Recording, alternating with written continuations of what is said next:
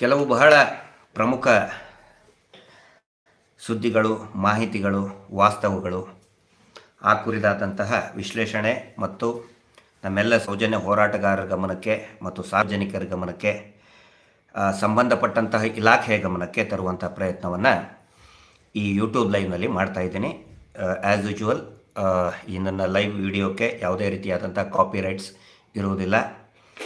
ಸತ್ಯದ ಪರವಾಗಿ ಧ್ವನಿ ಎತ್ತುತ್ತಾ ಇರುವಂಥ ಯಾವುದೇ ಯೂಟ್ಯೂಬರ್ಗಳು ಅಥವಾ ಯಾವುದೇ ಮೀಡಿಯಾಗಳು, ಯಾವುದೇ ಚಾನಲ್ಗಳು ಇದನ್ನು ಉಪಯೋಗಿಸ್ಕೊಳ್ಬೋದು. So no copyrights apply. ಮೊದಲನೇದಾಗಿ ಈ ಮಹಾಬಳ ಶೆಟ್ಟಿ ಅನ್ನುವಂತಹ ಒಬ್ಬ ವೈದ್ಯರು ಮತ್ತು FSL ತಜ್ಞರು ಅಂತ ಅವ್ರು ಏನು ಹೇಳ್ಕೊಂಡಿದ್ದಾರೆ, ಅವರನ್ನು KS ಮೆಡಿಕಲ್ ಆಸ್ಪತ್ರೆಯಿಂದ ಉಚ್ಚಾಟನೆ ಮಾಡಲಾಗಿದೆ ಅಂಥೇಳಿ ಕೆಲವೊಂದಿಷ್ಟು ಮಾಹಿತಿ ಬಂದು ನಾವು ಅದನ್ನು ವೆರಿಫೈ ಮಾಡ್ಕೊಂಡ್ವಿ.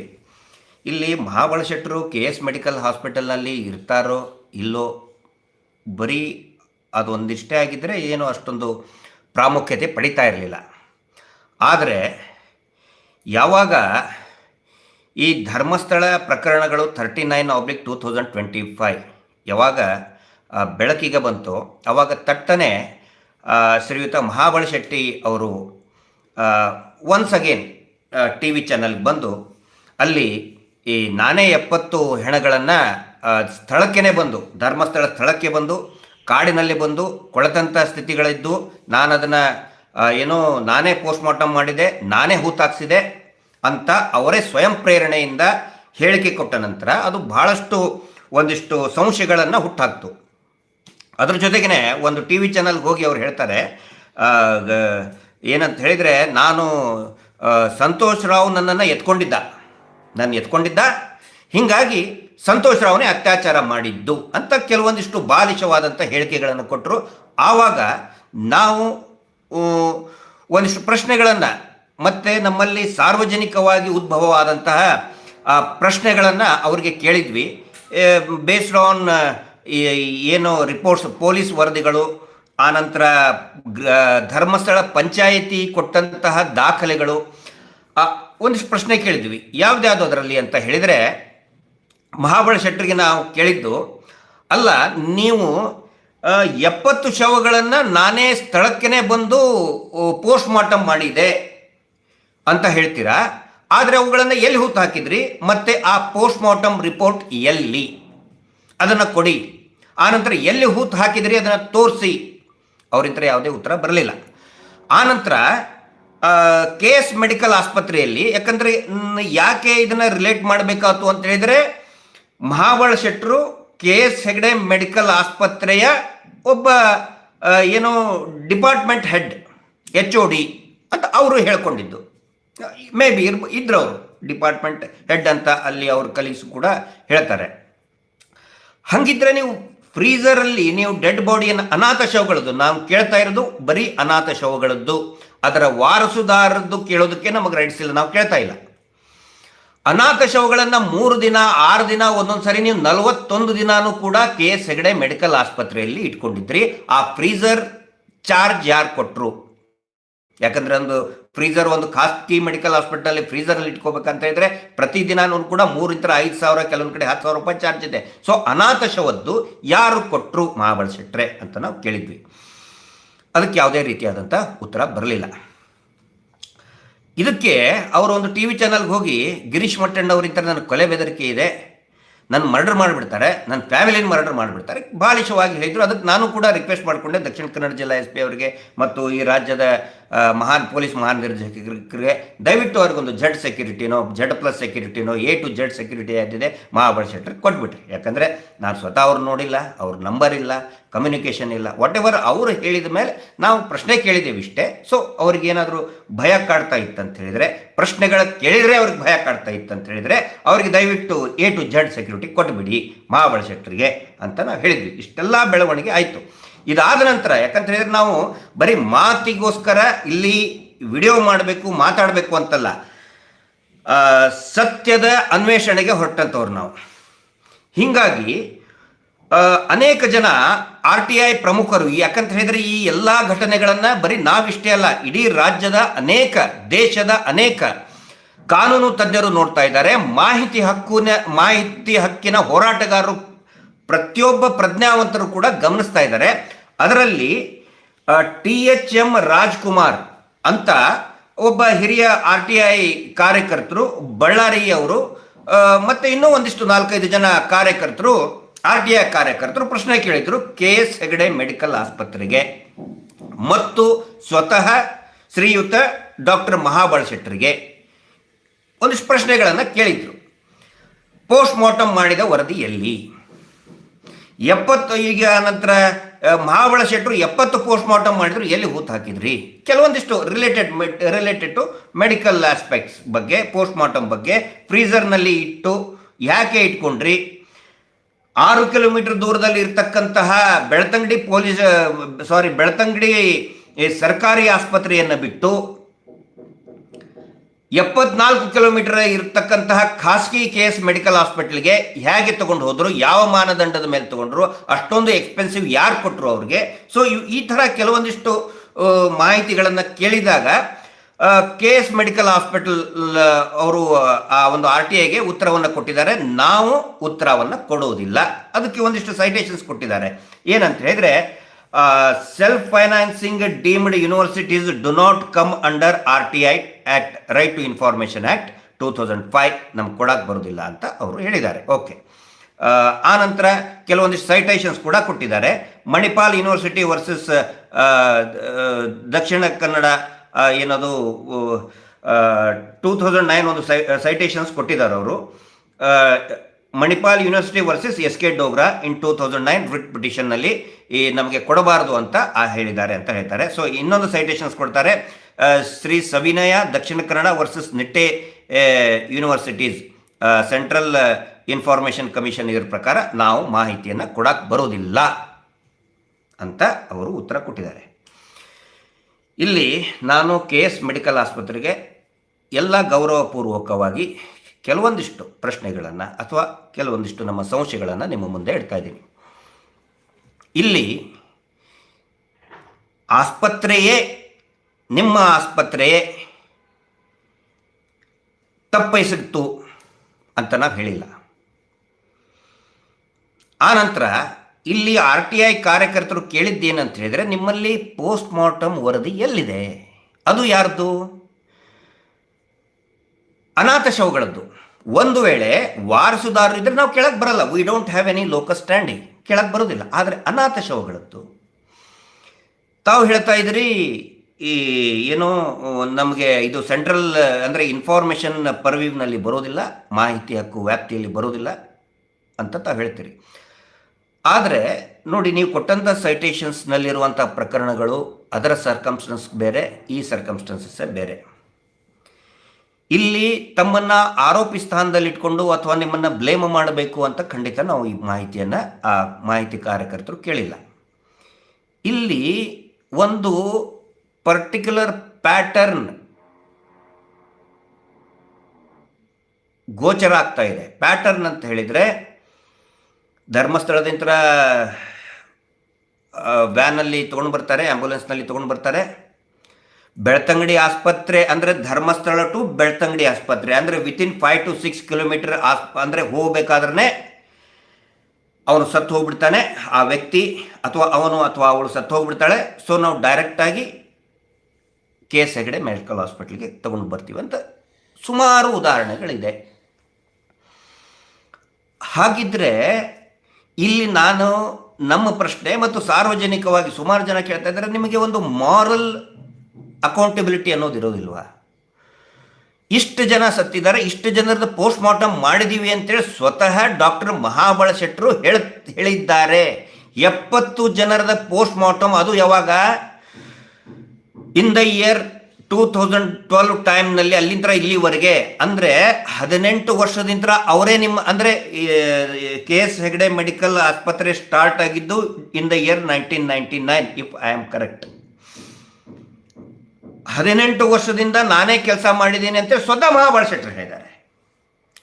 ಸೊ ಅನಾಥ ಶವದ್ದು ನಾವೇನು ನಿಮಗೆ ಆ ಪೋಸ್ಟ್ ಮಾರ್ಟಮ್ ರಿಪೋರ್ಟ್ ಮಾಧ್ಯಮದಲ್ಲಿ ವರದಿ ಮಾಡಿ ಅಂತ ಹೇಳಿಲ್ಲ.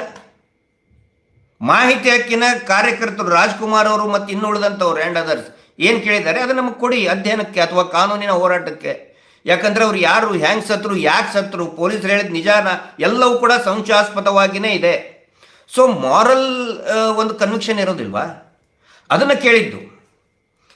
ಆ ನಂತರ ಈ ಎಲ್ಲ ಇದನ್ನು ಕೂಡ ಏನು ಆರೋಪ ಮಹಾಬಲ ಶೆಟ್ಟರ್ ಹೇಳಿದ್ದು ಅದು ಬಹುಶಃ ಆಸ್ಪತ್ರೆಯ ಗಮನಕ್ಕೆ ಅವ್ರು ತಂದಿದ್ದಾರೋ ಇಲ್ಲೋ ನಮಗೆ ಗೊತ್ತಿಲ್ಲ, ಖಂಡಿತ ಗೊತ್ತಿಲ್ಲ. ಮೇ ಬಿ ತಮ್ಮ ಗಮನಕ್ಕೆ, ಆಸ್ಪತ್ರೆ ಗಮನಕ್ಕೆ ಬಾರದೇ ಆಗಿರಲೂಬಹುದು.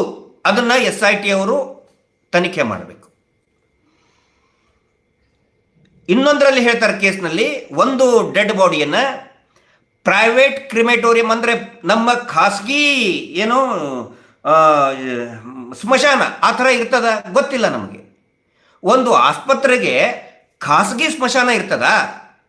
ಹಾಗಂತ ವರದಿಯಲ್ಲಿನೇ, ಪಂಚಾಯಿತಿ ಕೊಟ್ಟಂತಹ ವರದಿಯಲ್ಲಿನೇ KS ಹೆಗಡೆ ಆಸ್ಪತ್ರೆಯ ಖಾಸಗಿ ಸ್ಮಶಾನದಲ್ಲಿ ಅಂತ ಹೇಳ್ತಾ ಇದ್ದಾರೆ ರೀ. ಹೇಗೆ ಅಲ್ಲಿ ಒಂದು ಖಾಸಗಿ ಸ್ಮಶಾನದಲ್ಲಿ ಶವಗಳನ್ನು ಹೂತಾಕೋದಕ್ಕೆ ಬರುತ್ತೆ? ಪ್ರತ್ಯೇಕ ಸಂವಿಧಾನ ಏನಾದರೂ ಇದೆಯಾ? ಅದನ್ನು ಕೇಳ್ತಾ ಇದ್ದೀವಿ ನಾವು. ಪ್ರತ್ಯೇಕ ಸಂವಿಧಾನ, ಪ್ರತ್ಯೇಕ ಕಾನೂನು, ಪ್ರತ್ಯೇಕ procedures for burial of unidentified dead bodies, ಅವುಗಳನ್ನು ಕೇಳ್ತಾ ಇದ್ದೀವಿ. ಬಟ್ ನೀವು ಇಲ್ಲ ಅಂತ ಹೇಳಿದ್ರೆ it's okay, will take it to the higher level, ನಾವು ಅದನ್ನು ಎಸ್ಕಲೇಟ್ ಮಾಡ್ತೀವಿ.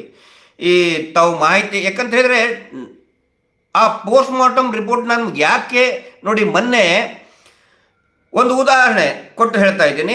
ಒಂದು ಮಾಹಿತಿ ಸಿಕ್ಕಿದೆ, ಏನಂತ ಹೇಳಿದರೆ ಪೊಲೀಸ್ ವರದಿಯಲ್ಲಿ ಹೇಳ್ತಾರೆ, ಇದು 16 ವರ್ಷದ ಬಾಲಕಿ, ನೋಟ್ ಮಾಡ್ಕೊಳ್ಳಿ, ಏಜ್ ನೋಟ್ ಮಾಡ್ಕೊಳ್ಳಿ, 16 ವರ್ಷದ ಬಾಲಕಿ. ಪೊಲೀಸರು UDRನಲ್ಲಿ ಹೇಳ್ತಾರೆ, ಅದೇ ಧರ್ಮಸ್ಥಳದಲ್ಲೇ, ನಾನು ಹೊರಗಡೆದೆಲ್ಲೂ ಮಾತಾಡ್ತಾ ಇಲ್ಲ, ಧರ್ಮಸ್ಥಳದಲ್ಲಿನೇ ಅಲ್ಲಿ ಬಂದಂತಹ ಭಕ್ತೆ ಶವ ಅಂದರೆ ಡೆತ್ ಡ್ಯೂ ಟು ಪಾಯ್ಸನ್, ವಿಷ ಸೇವಿಸಿ ಸಾವು ಅಂತ ಪೊಲೀಸರು ಬರೀತಾರೆ UDRನಲ್ಲಿ. ಬಟ್ ನಮಗೆ ಗೊತ್ತಿರುವಂತಹ ಮಾಹಿತಿ ಪ್ರಕಾರ SIT ಅವರು ಆ ಪೋಸ್ಟ್ ಮಾರ್ಟಮ್ ರಿಪೋರ್ಟನ್ನು ತರಿಸಿದ್ದಾರೆ, ಅವ್ರಿಗೆ ಸಿಕ್ಕಿದೆ. ಅದರಲ್ಲಿದೆ, ಆ ಪೋಸ್ಟ್ ಮಾರ್ಟಮ್ ರಿಪೋರ್ಟ್ನಲ್ಲಿ ನೋ ಪಾಯ್ಸನ್ ಫೌಂಡ್ ಅಂತ ಬಂದಿದೆ, ಅಂದರೆ ವಿಷ ಇಲ್ಲ ಅಂತ ಬಂದಿದೆ. ಏನಿದ್ರ ಅರ್ಥ? ಇಲ್ಲಿ ಏನು ಮಾಡ್ತಾ ಇರ್ತಾರೆ ಅಂತ ಹೇಳಿದ್ರೆ, ಒಂದು ಪ್ಯಾಟರ್ನ್ ಇದೆ ಅಲ್ಲಿ, ಅನೇಕ ವಿಷ ಸೇವಿಸಿ ಸಾವು, ಅಲ್ಲಿ ವಿಷದ ಬಾಟಲಿ ಇತ್ತು. ನೀವು ಬಂಗ್ಲೆಗುಡ್ಡೆಯಲ್ಲಿ ಕೂಡ ನೀವು ಕೇಳಿರ್ಬೋದು, ಅಲ್ಲಿ ವಿಷದ ಬಾಟಲಿ ಇತ್ತು. ಇವ್ರ ನ್ಯಾರೇಷನ್ ಅದು, ಈ ದೇವಸ್ಥಾನದ ಆಡಳಿತ ಮಂಡಳಿಯ ನ್ಯಾರೇಷನ್. ಅಲ್ಲಿ ಏನಿತ್ತು, ಬಾಟಲಿ ಇತ್ತು.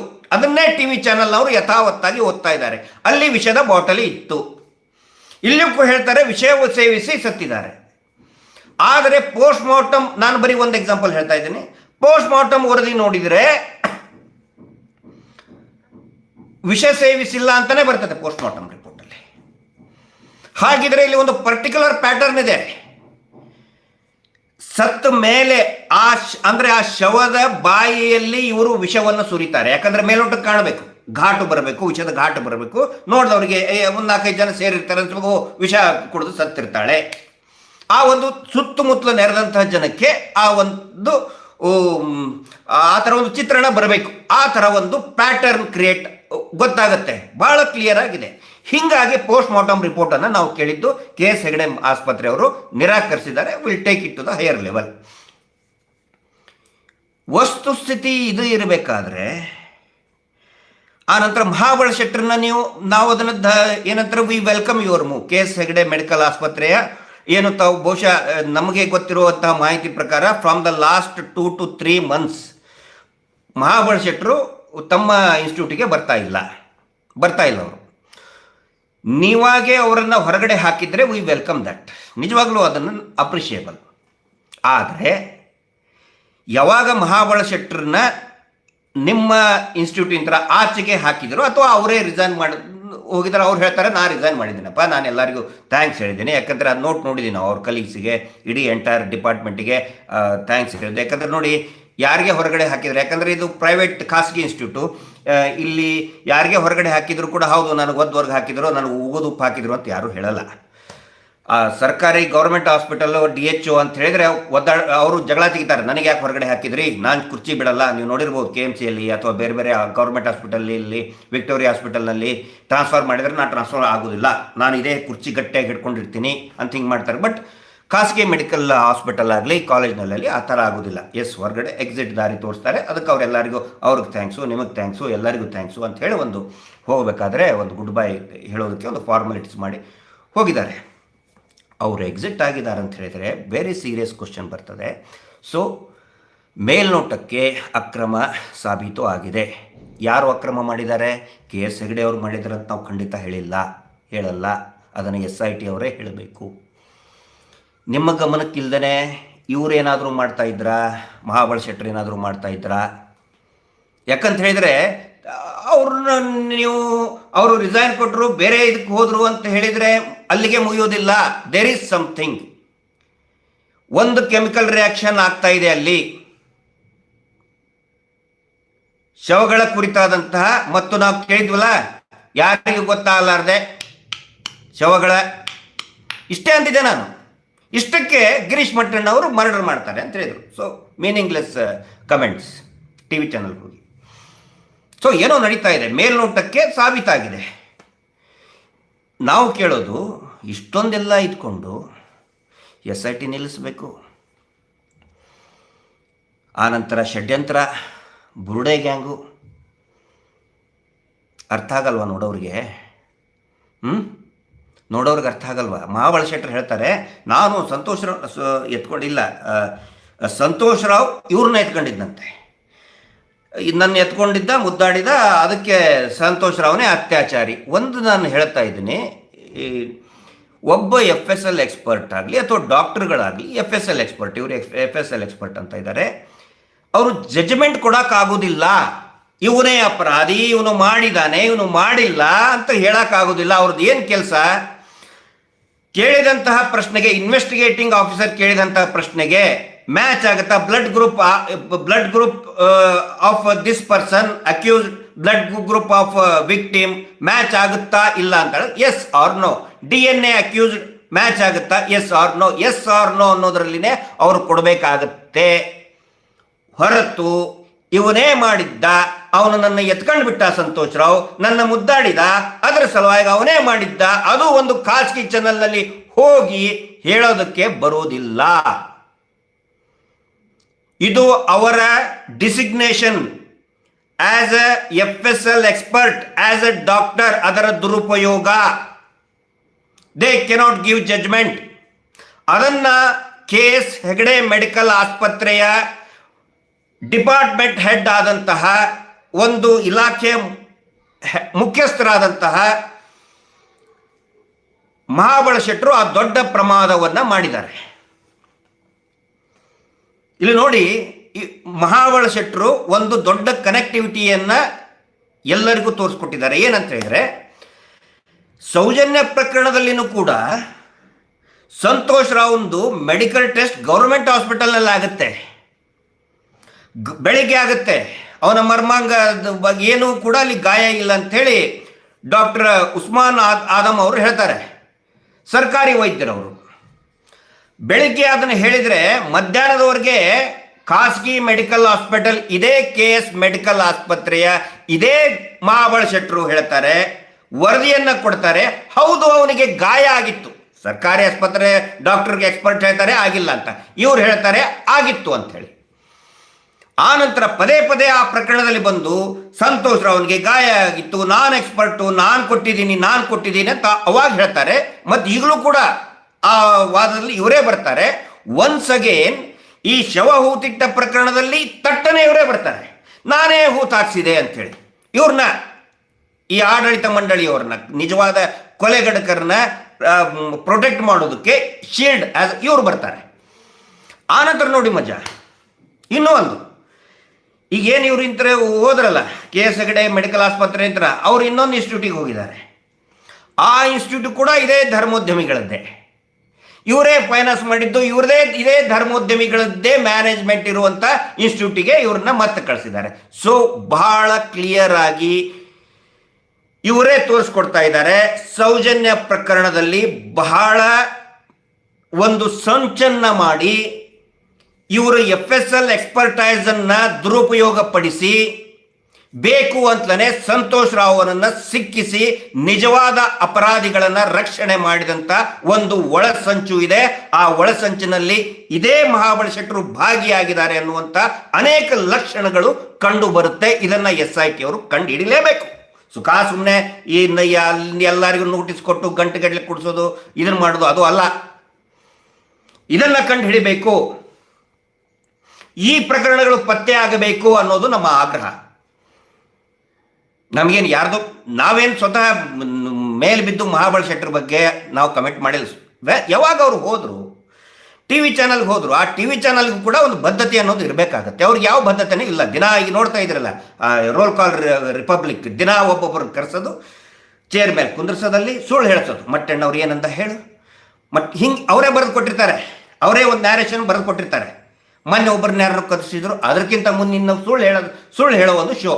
ಅದಕ್ಕೆ ನಾನು ಸಾರ್ವಜನಿಕರಿಗೆ ಹೇಳ್ತಾ ಇದ್ದೇನೆ, ದಯವಿಟ್ಟು ಆ ರೋಲ್ ಕಾಲ್ ರಿಪಬ್ಲಿಕ್ಕು, ಆ ಚಿಪ್ ರಂಗಣ್ಣದ್ದು ಪಬ್ಲಿಕ್ ವಿರೋಧಿ, ಇನ್ನು ಏನದು ಆ ಸೆಕ್ಸ್ CD ಇಟ್ಕೊಂಡು ಬ್ಲ್ಯಾಕ್ ಮೇಲ್ ಮಾಡುವಂಥ third class Rakesh Shetty TV channel, ಇನ್ನೂ ಯಾವುದದು ರಾತ್ರಿ ಹೊತ್ತು ಚರಂಡಿಯಲ್ಲಿ ಬಿತ್ಕೊಂಡು ಓಡಾಡ್ತಾರಲ್ಲ, ಹೆಸರೇನು ನೆನಪು, ಅಜಿತ್ ಜೈನ್ ಮಂಗಕ್ಕನವ್ರು, ದಯವಿಟ್ಟು ನೀವೇನು ಮಾಡಿ ಗೊತ್ತಾ, ಅನ್ಸಬ್ಸ್ಕ್ರೈಬ್ ಮಾಡಿಬಿಡಿ.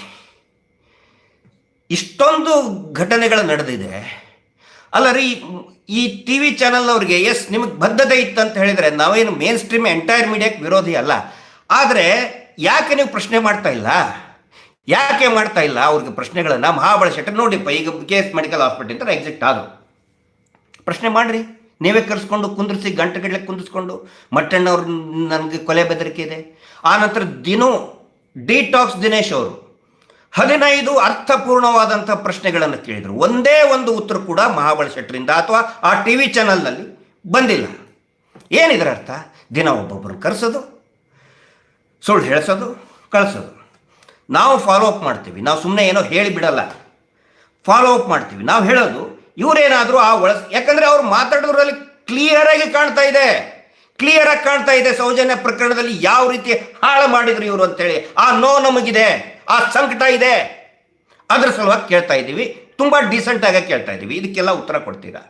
ನಾವು ಹೇಳೋದು SIT ಇದಕ್ಕೆ ತನಿಖೆ ಮಾಡ್ತದ, ತನಿಖೆ ಮುಖಾಂತರ ಉತ್ತರ ಕೊಡ್ತದ? ಅದು ಇಲ್ಲಿ ಉದ್ಭವ ಆಗುವಂಥ ಪ್ರಶ್ನೆ. ನಿನ್ನೆ ಮೊನ್ನೆ ಕಳೆದ ಒಂದು 2-3 ದಿನದಲ್ಲಿ ಪಾಪ ಒಬ್ಬ ಹುಡುಗಿ ತಂಗಿ ಧರ್ಮಸ್ಥಳಕ್ಕೆ ಹೋಗಿ ಅಲ್ಲಿ ಮದುವೆಗೆ ಹೋಗಿದ್ದರು. ಮದುವೆಗೆ ಆದಂಥ ವಿಡಿಯೋ ವೈರಲ್ ಆಗಿದೆ, ತಾವೆಲ್ಲರೂ ಕೂಡ ನೋಡಿರ್ತೀರಿ. ಆ ಕುಟುಂಬದವರು ಮಂಡ್ಯ ಜಿಲ್ಲೆಯ ಒಕ್ಕಲಿಗ ಸಮುದಾಯದ, ಹಿಂದೂ ಒಕ್ಕಲಿಗ ಸಮುದಾಯದ ಒಂದು ಕುಟುಂಬ. ಅತ್ಯಂತ ಏನು ಅವರು 5 ವರ್ಷದಿಂದ ಹರಕೆ ಕೊಟ್ಟಿದ್ದರಂತೆ ಅವ್ರ ತಾಯಿ ಮಗಳ ಮದುವೆ ಆಗಲಿ ಅಂಥೇಳಿ. ಆದರೆ ಅಲ್ಲಿ ಏನೇನೋ ಅನಾಚಾರ ಆಯಿತು ಆ ರೂಮ್ ಬಾಯ್ಗಳಿಂದ, ಆಡಳಿತ ಮಂಡಳಿಯಿಂದ. ಅವರು ಹೇಳ್ತಾರೆ ಅರಿಶಿಣ ಶಾಸ್ತ್ರ ಮಾಡಬಾರ್ದು. ತಾವೆಲ್ಲ ನೋಡಿದ್ರಿ, ನಾನು ಜಾಸ್ತಿ ಎಕ್ಸ್ಪ್ಲೇನ್ ಮಾಡೋಕ್ಕೆ ಹೋಗೋದಿಲ್ಲ. ಇಲ್ಲಿ ಕೇಳೋದು ನಂದು ಪ್ರಶ್ನೆ, ಅರಿಶಿಣ ಶಾಸ್ತ್ರ ಮಾಡಬಾರ್ದು ಅಂತ ರೂಲ್ಸ್ ಯಾಕಪ್ಪ ಮಾಡಿದ್ದು? ಹಿಂದೂಗಳ ಮದುವೆಯಲ್ಲಿ ಅರಿಶಿಣ ಶಾಸ್ತ್ರ ಮದುವೆಯ ಮುಂಚೆ ಒಂದಿನ ಹಿಂದೆ ಅಥವಾ ಕೆಲವೊಬ್ಬರು ಅವತ್ತಿನ ದಿನ ಬೆಳಗ್ಗೆನೇ ಅರಿಶಿಣ ಶಾಸ್ತ್ರ ಮಾಡ್ತಾರೆ. ಅರಿಶಿಣದ ಶಾಸ್ತ್ರ ಮಾಡಬಾರದು ಅಂತ ರೂಲ್ಸ್ ಮಾಡೋಕ್ಕೆ ಇವ್ರು ಯಾರು?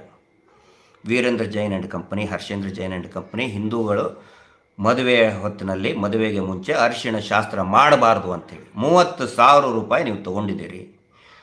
ಅದನ್ನು ಕ್ಲೀನ್ ಮಾಡೋಕ್ಕಾಗಲ್ವ? ಅದನ್ನು ಆನಂತರ ಯಾವುದೋ ಕಟ್ಟು, ಎಡಿಟ್ಟು, ಪೇಸ್ಟು ಮಾಡಿದಂಥ ವಿಡಿಯೋ. ಪಾಪ ಆ ಹುಡುಗಿ ಕವನಾನೋ ಅಥವಾ ಮಿಥುನ, ನನಗೆ ಕರೆಕ್ಟಾಗಿ ಇದನ್ನೆಲ್ಲ ಅವರು ವಿಡಿಯೋದಲ್ಲಿ ಮಾಡಿದ್ದು ಹೇಳ್ತಾ ಇದ್ದೀನಿ. ಪಾಪ ಎಷ್ಟು ಇದರಿಂದ ಹೇಳ್ತಾ ಇದ್ದಾರೆ ಅವರು. ನಾವು ಅಲ್ಲಿ ಕ್ಲೀನ್ ಮಾಡೋದಕ್ಕೂ ಕೂಡ ನಾವೇನು ಹಿಂಜರಿದಿಲ್ಲ, ಆದರೆ ಏಕಾಏಕಿ ಕೆಟ್ಟದಾಗಿ ಬೈಯೋದಕ್ಕೆ ಸ್ಟಾರ್ಟ್ ಮಾಡಿದ. ಅವಾಚ್ಯ ಶಬ್ದಗಳಿಂದ ಬೈದರು. ಹೋಗೆ ಬಾರೆ ಅಂತ ಹೇಳಿದ, ಕೈ ಹಿಡಿದು ಹೇಳಿದ. ಇದು ನೋಡಿ, ಈ ನವವಿವಾಹಿತೆಯರಿಗೆ ಇದು ಈಗಿಂತ್ರ ಅಲ್ಲ, ಅನೇಕಾನೇಕ ವರ್ಷಗಳಿಂದ ನಡೀತಾನೆ ಬಂದಿದೆ. ಇದು ಇವರು ಗಟ್ಟಿಗಿತ್ತಿ ಹುಡುಗಿ, ಇದು ಗಟ್ಟಿಗಿತ್ತಿ ಯುವತಿ, ಗಟ್ಟಿಯಾಗಿ ನಿಂತ್ಕೊಂಡಿದ್ದಾರೆ. ಹೀಗಾಗಿ ಎಕ್ಸ್ಪೋಸ್ ಮಾಡಿದ್ದಾರೆ. ಮತ್ತು ವಿಡಿಯೋ ಮಾಡ್ಕೊಳ್ಳೋದಕ್ಕೆ ಅವಕಾಶ ಇದೆ, ವಿಡಿಯೋ ಟೆಕ್ನಾಲಜಿ ಇದೆ, ಯೂಟ್ಯೂಬ್ ಇದೆ, ಸೋಷಿಯಲ್ ಮೀಡಿಯಾ ಇದೆ. ಇಲ್ಲ ಅಂತ ಹೇಳಿದರೆ ಅವ್ರ ಪರಿಸ್ಥಿತಿ ಏನು? ಅವರ ತಾಯಿ ಕೇಳೋ ಪ್ರಶ್ನೆ ಇಷ್ಟೇ. ಈಗ ಪೊಲೀಸರು ಹೇಳ್ತಾರೆ ನೀವು ದೂರು ಕೊಟ್ಟರೆ ನಾವು ತಗೋತೀವಿ ಅಂಥೇಳಿ. ದೂರು ಯಾವ ಧೈರ್ಯದ ಮೇಲೆ ಕೊಡಬೇಕು? ಪೊಲೀಸರಿಗೆ ಉತ್ತರ ಇದೆಯಾ ಇದಕ್ಕೆ, ಈ ಪ್ರಶ್ನೆಗೆ? ನಾಳೆ ಅವರು ದೂರು ಕೊಟ್ಟು ಮನೆಗೆ ಜೀವಂತ ಹೋಗ್ತೀವೋ ಇಲ್ಲೋ ಅನ್ನೋ ಭರವಸೆ ನಮಗಿಲ್ಲ, ಅದರ ರಕ್ಷಣೆ ನೀವು ಕೊಡ್ತೀರಾ ಅಂತ ಕೇಳಿದರೆ ಪೊಲೀಸರ ಹತ್ರ ಉತ್ತರ ಇಲ್ಲ. ಅಲ್ಲಿ ಬಂದವರು ಜಗಳ ತೆಗಿಯೋದಕ್ಕೆ ಬರೋದಿಲ್ಲ ರೀ, ಯಾರು ಮದುವೆ ಮಾಡೋದಕ್ಕೆ, ದೇವರ ದರ್ಶನ ಆಗೋದಕ್ಕೆ ಬಂದಿರ್ತಾರೆ. ಬಂದಂಥವ್ರು ಅವರು ಎಲ್ಲರೂ ಅಷ್ಟೇ, ಸುಖ ಸುಮ್ಮನೆ ಬೈದಾಡೋಕ್ಕೆ ಬರೋದಿಲ್ಲ. ಅಲ್ಲಿ ಅವ್ರು ಕೀಟಲೆ ಮಾಡಿದರೆ ಜಗಳ ಶುರು ಆಗುತ್ತೆ. ಎಷ್ಟೋ ಜನ ಅವರು ಬೈದದ್ದನ್ನು ಅಲ್ಲಿ ನೋಡಿದ್ರಲ್ಲ ನೀವು, ತೋಳಗಳು ಬಂದಂಗೆ ಸೇರಿಬಿಡ್ತಾರೆ. ಎಲ್ಲರೂ ಚಡ್ಡಿ ಹಾಕ್ಕೊಂಡು ನಿಂತ್ಕೊಂಡಿದ್ದಾರೆ. ಯಾವ ದೇವಸ್ಥಾನದಲ್ಲಿಯೂ ಕೂಡ ಚಡ್ಡಿ ಹಾಕ್ಕೊಂಡು ಬರ್ಮುಡ ಹಾಕ್ಕೊಂಡು, ಹಿಂದೂ ದೇವಸ್ಥಾನದಲ್ಲಿ ಭಕ್ತಾದಿಗಳಿಗೂ, ಅನೇಕ ದೇವಸ್ಥಾನಗಳಲ್ಲಿ ಭಕ್ತಾದಿಗಳಿಗೂ ಒಳಗಡೆ ಬಿಟ್ಕೊಳ್ಳೋದಿಲ್ಲ ಚಡ್ಡಿ ಬರ್ಮುಡ ಹಾಕ್ಕೊಂಡು. ಇವರು ಚಡ್ಡಿ ಬರ್ಮುಡ ಹಾಕ್ಕೊಂಡು ತೋಳುಗಳ ಥರ ಆ ಹೆಣ್ಮಕ್ಳ ಮೇಲೆ ಬೀಳ್ತಾ ಇದ್ದಾರೆ. ಆಡಳಿತ ಸಿಬ್ಬಂದಿ ಅಂತೆ. ಎಲ್ಲಿ ಯಾವ ದೇವಸ್ಥಾನದಲ್ಲಿ ಈ ವ್ಯವಸ್ಥೆ ಇದೆ ರೀ? ಇನ್ನು ಯಾವ ಧೈರ್ಯದ ಮೇಲೆ ಅವರು ಪೊಲೀಸ್ ಕಂಪ್ಲೇಂಟ್ ಕೊಡ್ತಾರೆ? ಪೊಲೀಸ್ ಕಂಪ್ಲೇಂಟ್ ಕೊಡೋದಕ್ಕೆ ಧರ್ಮಸ್ಥಳಕ್ಕೆ ಹೋಗಲ್ಲ ಯಾರು, ಸ್ಥಳೀಯರು ಬಿಡ್ರಿ, ಯಾವ ಕಾರಣಕ್ಕೂ ಕೊಡಲ್ಲ. ಯಾಕಂತ ಹೇಳಿದ್ರೆ ಒಂದು ಕಪಿ ಮುಷ್ಟಿಯಲ್ಲಿ ಸಿಕ್ಕಾಕೊಂಡು ಬಿಟ್ಟಿದ್ದಾರೆ. ಭಕ್ತರು ಅನೇಕ ಜನ ಹಿಂದೆ ಕೊಟ್ಟರು ಕೂಡ ಇವ್ರು ಏನು ಮಾಡ್ತಾ ಇದ್ರು ಗೊತ್ತಾ? ಅಯ್ಯೋ, ನೀವು ಪೊಲೀಸ್ ಸ್ಟೇಷನ್ಗೆ ದೂರು ಕೊಡ್ತೀರಾ, ದೂರು ಕೊಟ್ಟರೆ ನೀವು ದೇವಸ್ಥಾನಕ್ಕೆ ಅಪಪ್ರಚಾರ ಮಾಡ್ದಂಗೆ, ಮಂಜುನಾಥ ಸ್ವಾಮಿಗೆ ಅಪಪ್ರಚಾರ ಮಾಡ್ದಂಗೆ ಮಾಡೋ ಥರ್ಡ್ ಕ್ಲಾಸ್ ಕಚಡ ಕೆಲಸ ಇವರು.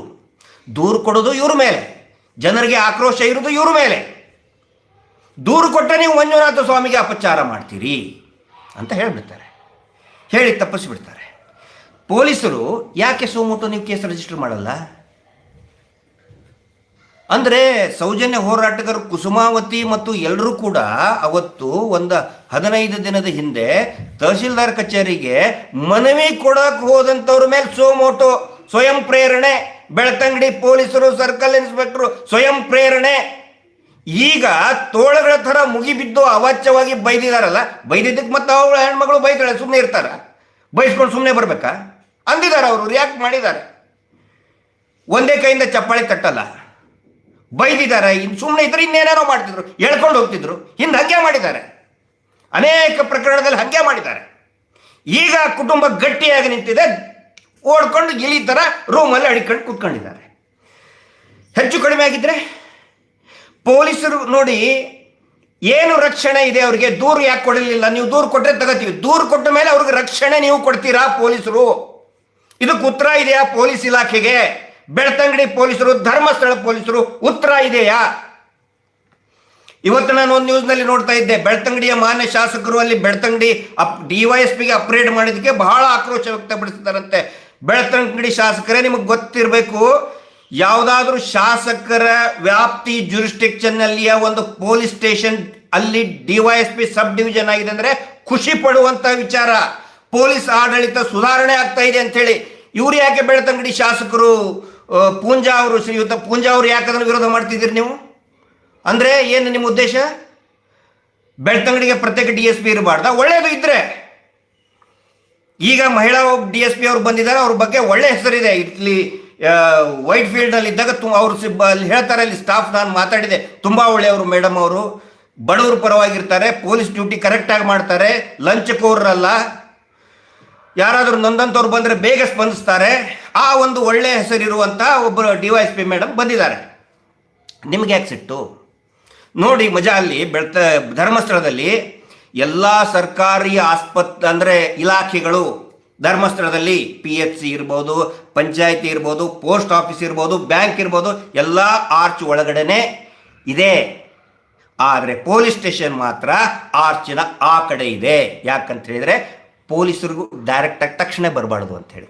ಮೊನ್ನೆ ಅಷ್ಟು ದೊಡ್ಡ ಘಟನೆ ಆಗ್ತಾ ಇದೆ, ಒಬ್ಬ ಪೊಲೀಸರು ಹೋಗೋಕ್ಕಾಗಿಲ್ಲ ಅಲ್ಲಿ.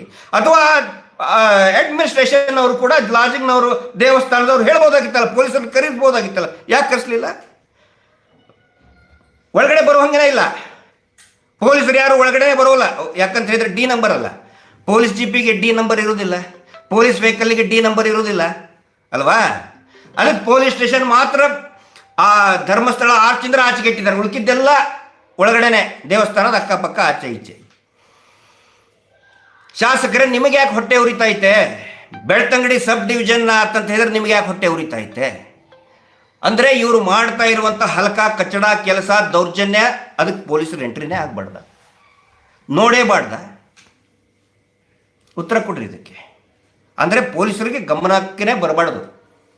ಯಾರು ಪೊಲೀಸರು ನೋಡಲೇಬಾರ್ದು, ಕಣ್ಣು ಮುಚ್ಕೊಂಡು ಕೂತ್ಬಿಡ್ಬೇಕು. ಮನೆ ಕೇಳಿದ್ರೆ ನಮಗೊಬ್ಬರು, ನೀವು ಕಪ್ಪು ಪಟ್ಟಿ ಪ್ರದರ್ಶನ ಅಂತ ಹೇಳಿದ್ರಿ, ಬೆಳ್ತಂಗಡಿ ತಹಶೀಲ್ದಾರ್ ಮುಂದೆ ಕಪ್ಪು ಪಟ್ಟಿ ಕಟ್ಕೊಂಡು ಹೋಗ್ತೀವಿ ಅಂತ ಹೇಳಿದ್ರಿ, ಯಾರು ಕಪ್ಪು ಪಟ್ಟಿ ಕಟ್ಕೊಂಡಿದ್ದಿಲ್ಲಲ್ಲ ಅಂತ ಕೇಳಿದರು. ಅದಕ್ಕೆ ನಾನು ಹೇಳಿದೆ, ಸ್ವತಃ ಪೊಲೀಸರೇ ಕಪ್ಪು ಪಟ್ಟಿ ಕಟ್ಕೊಂಡು ಬಿಟ್ಟಿದ್ದಾರೆ ಕಣ್ಣಿಗೆ. ಅಲ್ಲಿರ್ತಕ್ಕಂಥ ಪೊಲೀಸರು ಕಪ್ಪು ಪಟ್ಟಿ ಕಣ್ಣಿಗೆ ಕಟ್ಕೊಂಡೇ ಕೆಲಸ ಮಾಡೋದು, ಅಧಿಕಾರಿಗಳು ಅದೇ ಮಾಡೋದಲ್ಲಿ.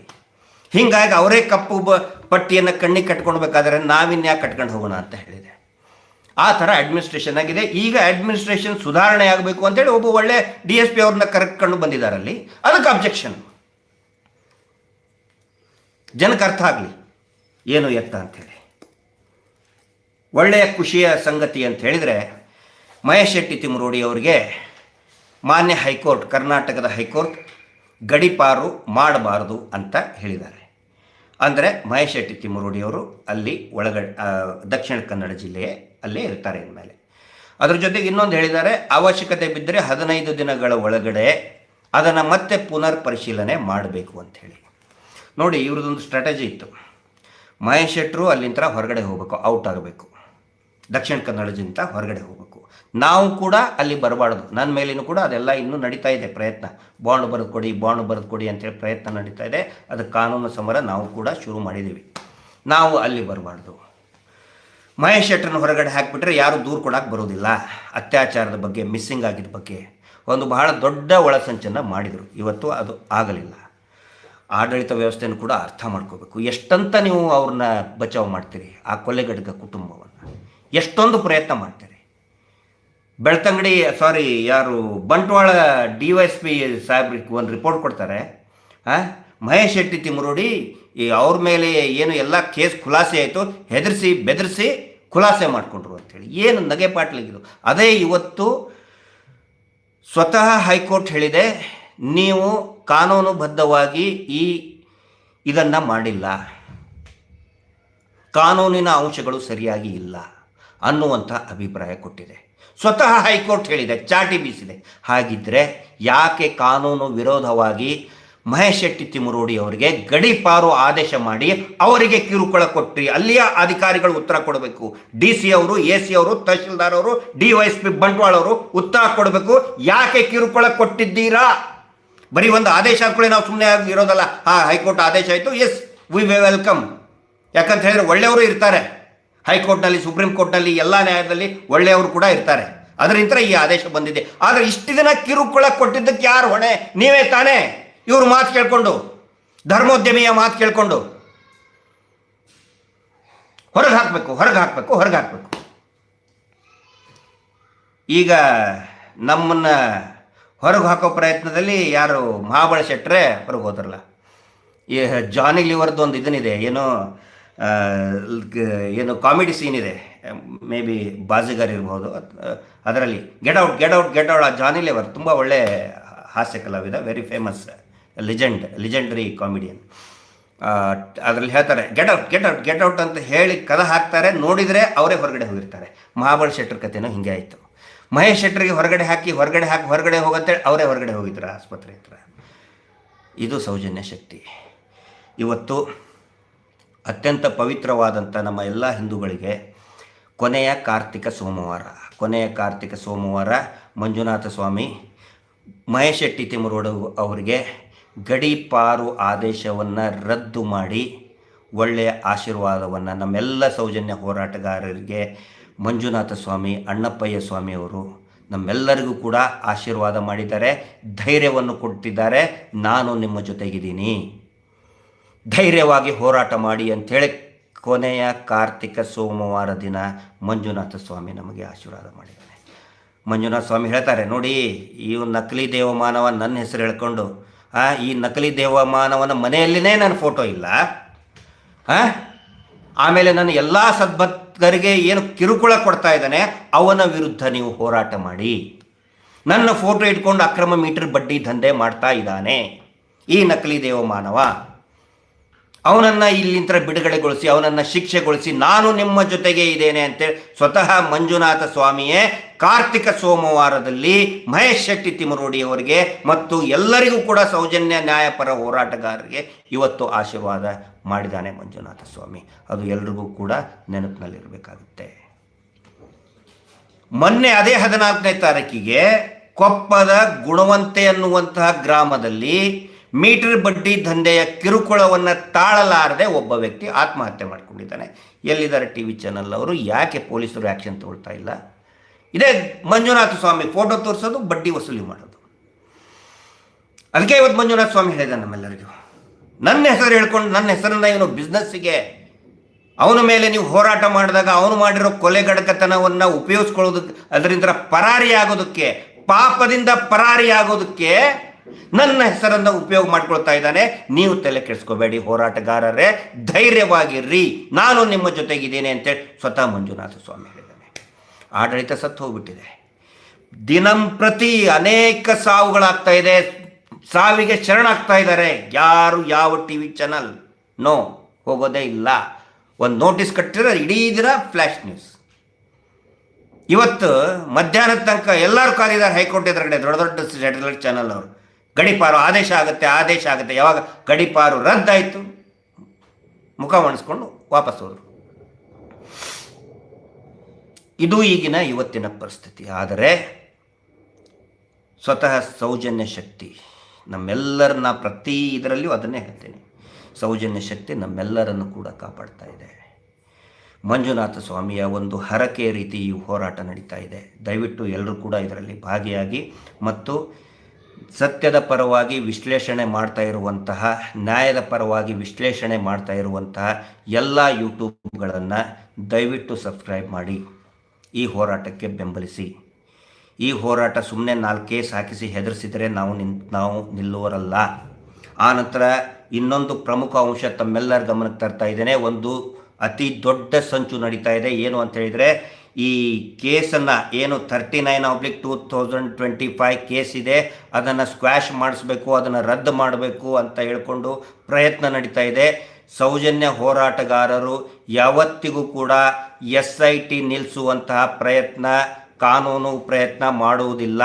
ಯಾರಾದರೂ ಮಾಡಿದರೆ ನಮ್ಮದು ಅದಕ್ಕೆ ವಿರೋಧ ಇದೆ. ಭಾಳ ಸ್ಪಷ್ಟವಾಗಿ ನಾನು ಹೇಳ್ತಾ ಇದ್ದೀನಿ. ಜಯಂತ್ ಅವರು ಹೇಳ್ತಾ ಇರೋದು, ದೂರು ಕೊಟ್ಟಿರೋದು ಯಾಕೆ ಅಂತ ಹೇಳಿದರೆ, ತನಿಖೆಯ ನೆಪದಲ್ಲಿ SIT ಅಧಿಕಾರಿಗಳು ಹೋರಾಟಗಾರರನ್ನು ಬಲಿಪಶು ಮಾಡಬಾರದು, ಹಿಂಸೆ ಕೊಡಬಾರದು ಅನ್ನೋದನ್ನು ಮಾತ್ರ ನಾವು ಪ್ರಶ್ನೆ ಮಾಡ್ತಾ ಇದ್ದೀವಿ ಹೊರತು ಇಡೀ SIT ನಿಲ್ಲಬೇಕು, ಇಡೀ ಪ್ರಕರಣ ರದ್ದಾಗಬೇಕು ಅಂತ ನಾವು ಯಾವ ಅರ್ಜಿಯನ್ನು ಕೂಡ ಹಾಕಿಲ್ಲ. ಅರ್ಜಿ ಅಂದರೆ ಆ ಕೇಸ್ ವಾಪಸ್ ತಗೊಳ್ಳುವಂಥ ಪ್ರಯತ್ನ ಖಂಡಿತ ನಾವು ಮಾಡಿಲ್ಲ. ಯಾರಾದರೂ ಮಾಡಿದರೆ ಅದನ್ನು ವಾಪಸ್ ತೆಗಿಬೇಕು, SIT ನಿಲ್ಲಿಸಬೇಕು ಅಂತ ಪ್ರಯತ್ನ ಮಾಡಿದರೆ ಅವರನ್ನು ಹೋರಾಟದ ವಿರೋಧಿಗಳ ಅಂತಲೇ ನಾವು ಪರಿಗಣಿಸ್ತೇವೆ. ಇದಕ್ಕೆ ಸಂಬಂಧಪಟ್ಟಂತೆ ಇನ್ನು ಮುಂದಿನ ದಿನಗಳಲ್ಲಿ ಇನ್ನೂ ಹೆಚ್ಚಿನ ವಿವರಣೆಯನ್ನು ನಾವು ಕೊಡ್ತೀವಿ. ಯಾವ ಕಾರಣಕ್ಕೂ ಕೂಡ SIT ನಿಲ್ಲಬಾರದು ಅನ್ನೋದು ನಮ್ಮ ಅಭಿಪ್ರಾಯ. ಯಾಕಂದರೆ ಇಷ್ಟೊಂದು ಘಟನೆ ಆಗಿದೆಯಲ್ಲ, ಅಲ್ಲಿ ಇಷ್ಟೊಂದು ಮಾಹಿತಿಗಳು ಸಿಕ್ಕಿದೆ, ಬಂಗ್ಲೆಗುಡ್ಡೆಯಲ್ಲಿ ಸಿಕ್ಕಿದೆ, ತನಿಖೆ ಆಗೋದು ಬೇಡವಾ? ಮಿಸ್ಸಿಂಗ್ ಕಂಪ್ಲೇಂಟ್ 70ಕ್ಕಿಂತನೂ ಜಾಸ್ತಿ ಮಿಸ್ಸಿಂಗ್ ಕಂಪ್ಲೇಂಟ್ ಬಂದಿದೆ ಅಲ್ಲಿ. ಅದರಲ್ಲಿ ವಿಶೇಷವಾಗಿ ಹೆಣ್ಣುಮಕ್ಕಳದ್ದು ತನಿಖೆ ಆಗಬಾರ್ದಾ? ನಮಗೆ ತನಿಖೆ ಆಗಬೇಕು.